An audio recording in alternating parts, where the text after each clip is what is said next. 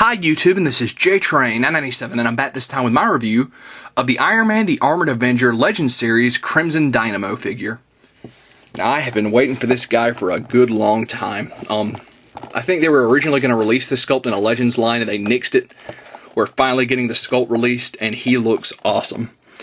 Now, his only accessories are his little blaster. It's clearly reused from the first movie line.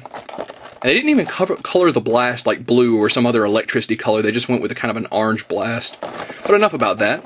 On the back of the packaging here, strangely enough, they've reversed the image of the figure. You can tell because of the way the fist is open and closed. His rear says, "The mighty electrical powers of the Crimson Dynamo are enough to short out even hardened military hardware. Even Iron Man, as well protected as he is, washes as system after system falls under the shocking assault. Once the Armored Avenger falls, the Crimson Dynamo will be free to turn his supercharged weaponry on anyone who opposes him." Over here, the other three characters in the line, which were, well, in Series 2, which were the Initiative War Machine, the Stealth Strike Iron Man figure, and the Evolution Mark V. It's just the Walmart exclusive Mark V painted black and gold. Bleh. But a fantastic looking figure here. Let's pull him out of the packaging. And here we have the Crimson Dynamo out of packaging. Now, real quick, his little blaster, which you can clip on. Put the blast in, press this button at the top here, which doesn't seem to want to fire for some reason. And there we go. Yeah, I don't know. I didn't like this blast when it first came out in the movie series. Even something as small as coloring the blast blue for electricity could have made it better, but oh well. I mean, I wasn't going to pose him with that little oversized blaster anyway. But the Crimson Dynamo is a very impressive sculpt. There's been a lot of different renditions of this character and his armor, and a lot of them look a lot more bulkier.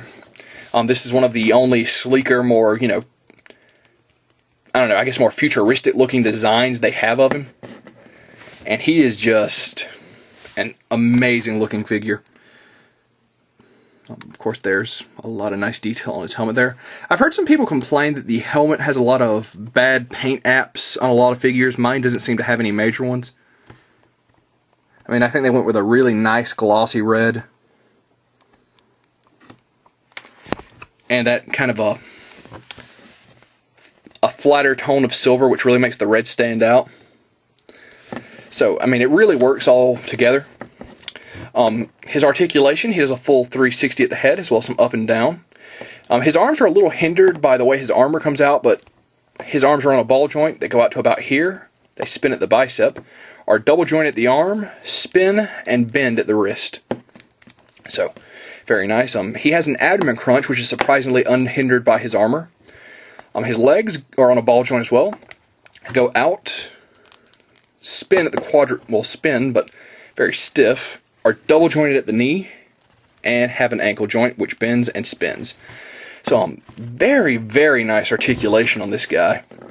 Now, I had to order this guy offline because, quite frankly, finding it in stores is an absolute nightmare. The only place carrying these at the time of making this video was my local Toys R Us, and they are filled to the brim on those Series 1 figures, and because people are only buying Titanium Man. Which is really one of my concerns for this line. I think they're going to flood it with figures we've already gotten, and great figures like this are going to be harder to come by. But Crimson Dynamo is an absolute must-own if you're an Iron Man fan. He's a great-looking figure. The articulation's really great to have such a bulkier design. It's a version of version of this character you don't see a lot, so the fact that we got this guy is great, as opposed to the last 3¼ inch figure, which was him in his more classic bulky armor. Now, real quick, we'll get Titanium Man from over in his display, so you can get a quick side-by-side of him. So, yeah. These guys look great together. If you're an Iron Man fan, these guys are definitely both must-own figures. And that being said, this is JTrain997, and I'll see you soon, YouTube.